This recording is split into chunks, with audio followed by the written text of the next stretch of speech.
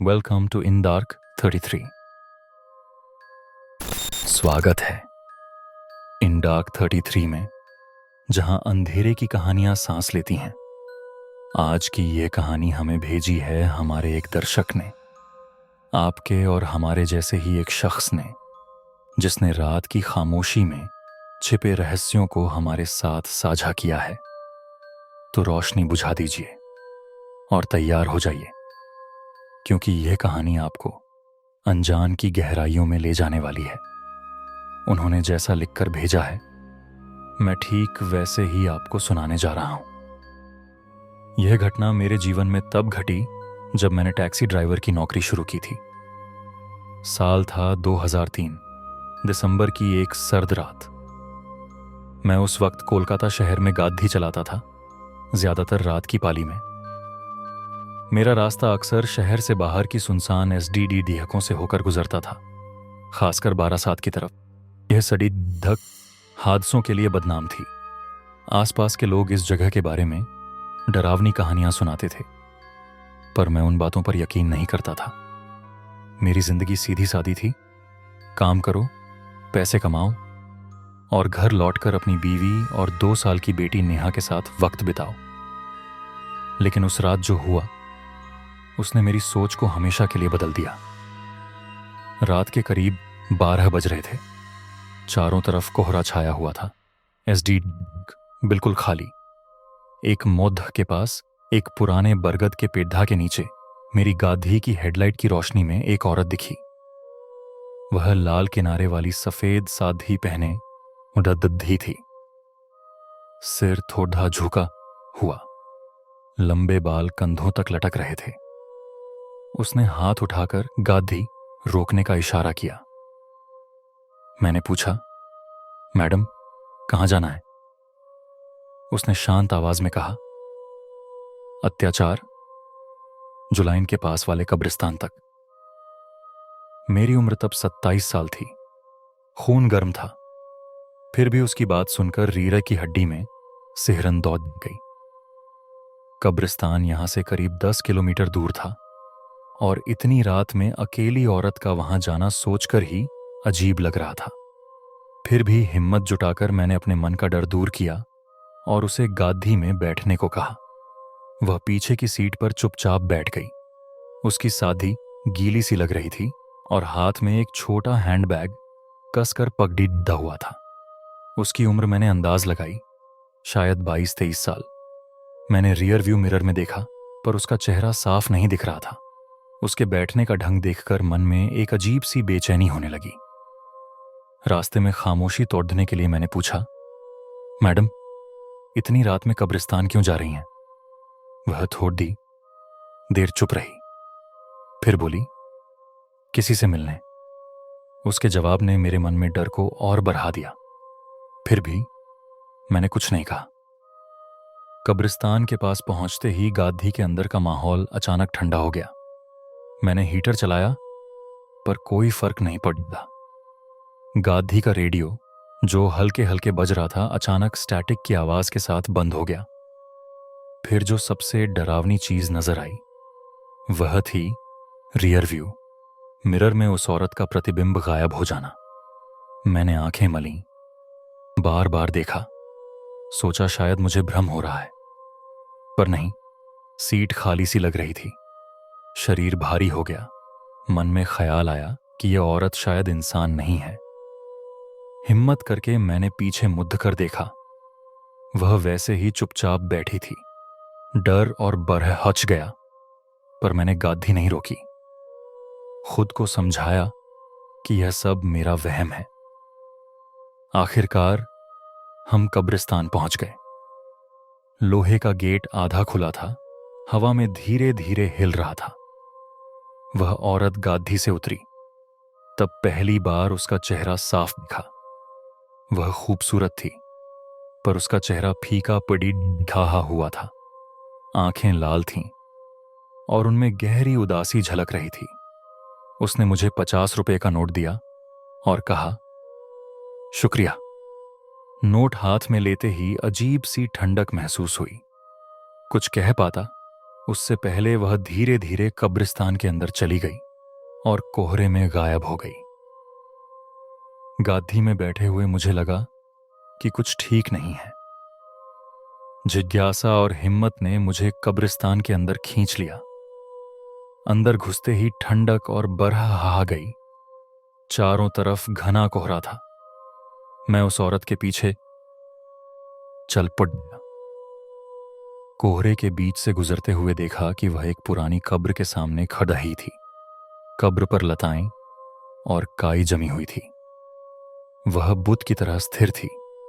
उसने अपने हैंडबैग से एक फूल निकाला और कब्र पर रख दिया। मैंने हिम्मत करके पूछा, आप ठीक हैं? उसने धीरे से मेरी तरफ मुद्द कर देखा।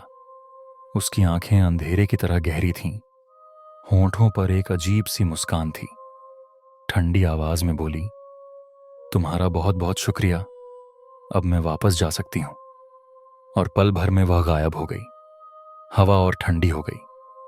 मैं डर से पीछे हट गया। तभी मेरी नजर कब्र के नाम पर लिखा था, रीना मंडल, जन्म 1970, मृत्यु 1995। कुछ समझ नहीं आया। मैं घबराहट में पीछे मुद्दा। एक पल के लिए सामने एक छाया दिखी। वह औरत वही लाल किनारे वाली सफेद साधी में मेरी तरफ एकटक देख रही थी। अचानक वह बोली, अमेरिका, तुमने मुझे यहां पहुंचा दिया। पर बाकियों ने ऐसा नहीं किया। मेरी आवाज सूख गई। कुछ बोल नहीं पाया। हाथ पैर बर्फ जैसे ठंडे हो गए। मैं तीक की तरह जिजद होकर खड़ा रहा। उसने फिर कहा, उन्हें मैंने मार डाला, वे सब यहीं हैं। ये कहते ही उसके आसपास कोहरे की तरह फैली और भी कई छायाएं दिखाई दी। मुझसे और बर्दाश्त नहीं हुआ। कैसे कब्रिस्तान से बाहर निकलकर गाधी की तरफ भागा, मुझे खुद नहीं पता। गाधी में लौटकर मैंने खुद को संभालने की कोशिश की। इंजन स्टार्ट किया और बारासात की ओर चल पड़ा। कोहरा धीरे धीरे साफ हो रहा था, पर ऐसा लग रहा था जैसे कुछ मेरी गादी के आसपास मंडरा रहा हो। रियर व्यू मिरर में देखा, पीछे की सीट खाली थी। फिर भी बार बार महसूस हो रहा था कि कोई वहां बैठा है। थोड़ी देर बाद गाधी के साउंड सिस्टम से एक अजीब सी आवाज आई, हवा में फुसफुसाहट की तरह, जैसे कोई बोल रहा हो। मेरा शरीर फिर से ठंडा पड़ गया। गाधी रोकना चाहा, पर हिम्मत नहीं हुई। लग रहा था कि अगर रुका तो वह औरत मुझे खत्म कर देगी। अचानक कानों के पास एक हल्की आवाज सुनाई दी, शुक्रिया। मैं डर से जम गया। गादी की रफ्तार बढ़ा दी। फिर सब शांत हो गया। गादी में सन्नाटा छा गया। बहुत डर लगा, पर यह समझ आया कि वह आत्मा मुझे नुकसान नहीं पहुंचाना चाहती थी। घर पहुंचते ही ऐसा लगा जैसे कोई भारी बोझ मेरे कंधों से उतर गया। अगले दिन सुबह जब मैं गादी साफ करने गया तो पीछे की सीट पर एक छोटी सी लाल बिंदी पड़ी हुई दिखी। मैं समझ गया कि यह जरूर उसका कोई निशान है।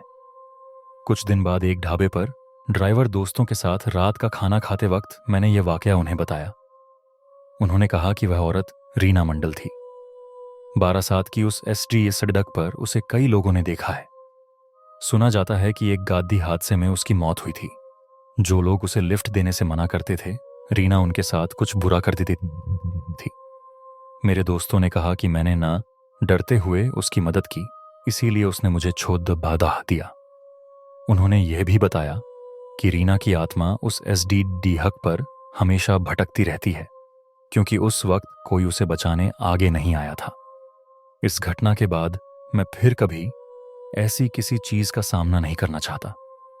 उम्मीद करता हूं कि इन डार्क 33 के श्रोताओं को यह कहानी पसंद आएगी।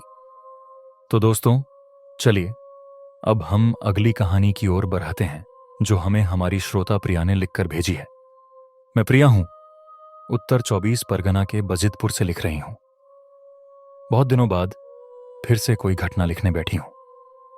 यह कहानी मैंने अपने दादाजी के एक दोस्त से सुनी थी। तब मैं छोटी थी। दादाजी का दोस्त एक बार हमारे घर घूमने आया था। सुना था कि उनका परिवार पहले बहुत गरीब था, यहां तक कि खाने को भी ठीक से नहीं मिलता था। लेकिन 2014 में दादाजी मुझे उनके घर ले गए थे। उस वक्त उनकी हालत देखकर नहीं लगा कि वे कभी इतने कष्ट में रहे होंगे। ये कहानी मुझे दादाजी के उस दोस्त से सुनने को मिली थी। घटना कई साल पहले की है, शायद 2005 या 2006 की, जनवरी के बीच का वक्त। उस रात वे अपनी बेटी के घर जा रहे थे। बेटी का घर खंडान में था, जो गांव का एक इलाका है। ट्रेन से उतरकर रेल लाइन पार करने के बाद देखा कि कोई गाधी नहीं थी। रात काफी हो चुकी थी। घर से निकलते वक्त ही 9 बज गए थे। सर्दी की रात थी, चारों तरफ अंधेरा और कोहरा। गादी का इंतजार करना यानी वक्त बर्बाद करना। सोचा कि थोड़ी दूर चौराहे तक चलें, शायद वहां गादी मिल जाए। बैग से टॉर्च निकालकर वे चल पड़े। थोड़ी देर तेज कदमों से चलने के बाद चौराहे पर पहुंचे, पर वहां भी कोई गादी नहीं थी। मन उदास हो गया। पास की एक दुकान पर थोड़ी देर बैठे। उम्र हो गई थी, जरा सा चलने से थकान होने लगती थी। फिर से चलना शुरू किया। कुछ दूर जाने के बाद टॉर्च की रोशनी में देखा कि एसडीडी धक के एक किनारे कुछ हाथ की दूरी पर एक छोटी लड्ड ढकी गठरी की तरह सिकुड़ धकर बैठी थी। उसने सफेद फ्रॉक पहनी थी। बाल खुले हुए जमीन पर बिखरे पड़ी डिड्ढे थे। सुनसान एसडीडी धक पर यह नजारा देखकर पहले तो डर लग गया, लेकिन जैसे ही टॉर्च की रोशनी उस पर पड़ी डिड्ढी, वह उठकर खड्डी हो गई और उनकी तरफ देखने लगी। उसका चेहरा देखकर डर थोड़ा कम हुआ। बड्डी बड्ढी आंखें, गुलाबी होंठ, घुटनों तक लंबे बाल, इतनी खूबसूरत कि लग रहा था जैसे स्वर्ग से कोई परी उतर आई हो। पर उसका कपदद्धा गंदा था, पैरों में जूते नहीं थे। पास जाकर उन्होंने पूछा, तुम कौन हो? तुम्हारा घर कहां है? लद्दकी कुछ नहीं बोली। फिर से पूछा, तुम्हारे साथ कोई नहीं है? उसने सिर हिलाकर नहीं कहा। तुम्हारा घर कहां है? मैं तुम्हें पहुंचा दूंगा। यह कहते ही लद्दकी ने उंगली से एक दिशा दिखाई। उधर? मैं भी तो उसी तरफ जा रहा हूं, चलो, कहकर उन्होंने अपनी नातिन के लिए खरीदी हुई जूतों की एक जोड़ी बैग से निकालकर उसे दे दी। जूते पाकर वह बहुत खुश हुई। उसका हाथ पगड़ी डी ढाकर वे चलने लगे। समझ गए कि शायद वह गूंगी है। रास्ते भर वे बोलते रहे। लद्दकी चुपचाप सुनती रही। अचानक उसने हाथ छुड़ाया और सेर ढक के किनारे खेत की तरफ दौड़ पड़ी। वे हैरान रह गए। कुछ समझ पाते उससे पहले वह उनकी आंखों के सामने से गायब हो गई। बहुत ढूंढा, पर कुछ पता नहीं चला। आखिर में वे बेटी के घर की ओर चल पड़ी। 2 दिन बेटी के घर रहने के बाद वे अपने घर लौटे। उसके बाद से उनकी आर्थिक हालत सुधरने लगी। खाने या पैसे की कमी फिर कभी नहीं हुई। दादाजी के दोस्त का 5 साल पहले देहांत हो गया। दादाजी बताते थे कि उनके आखिरी वक्त में वे दरवाजे की तरफ देखकर बोले थे, तुम मुस्कुराई, फिर हंसते हुए आंखें बंद कर लीं। दरवाजे पर कोई नहीं था और उस बात का मतलब किसी को समझ नहीं आया। यह घटना मैं भूल चुकी थी, लेकिन पिछले गुरुवार की सुबह एक अजीब वाकया हुआ जिसने इसे फिर से याद दिला दिया। मेरे पति मंगलवार को कोलकाता काम से गए थे। बुधवार को लौटकर बनगांव गए और रात 9 बजे थक कर घर आकर सो गए। मैं भी 11 बजे सो गई। सुबह करीब 3 बजे बाथरूम जाने के लिए उठी। पति को जगाया, पर वह गहरी नींद में था। कोई जवाब नहीं दिया। हमारा बाथरूम घर के पीछे है।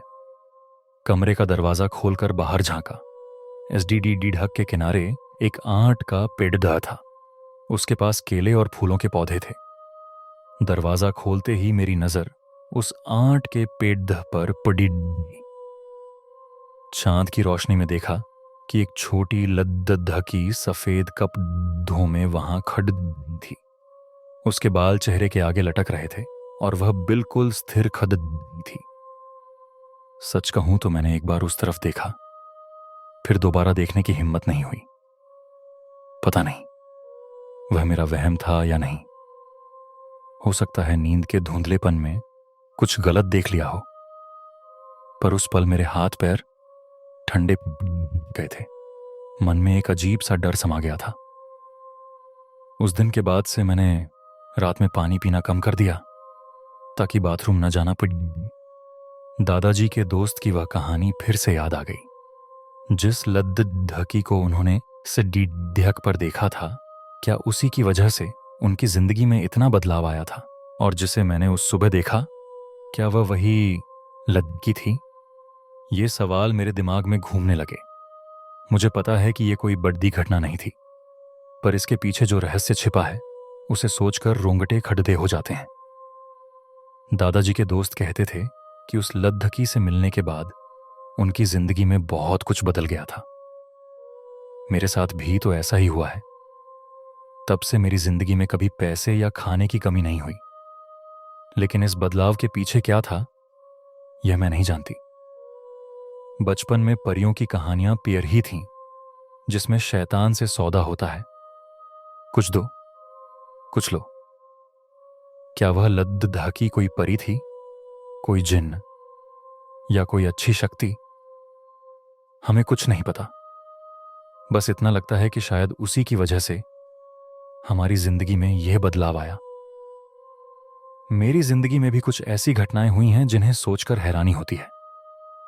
जैसे जब मेरा करियर शुरू हुआ, तभी मेरे जीवन में पहली बार एक बिल्ली आई। उसके बाद से मेरा करियर बेहतर होने लगा। आज भी मेरे जीवन में हमेशा कोई ना कोई बिल्ली रहती है। कोई कह सकता है कि यह मेरे मन का वहम है। मेरी सफलता का बिल्लियों से कोई लेना देना नहीं। शायद सच हो। किसी चीज का किसी चीज से संबंध साबित नहीं किया जा सकता, लेकिन फिर भी बहुत सी चीजों का बहुत कुछ से संबंध हो सकता है।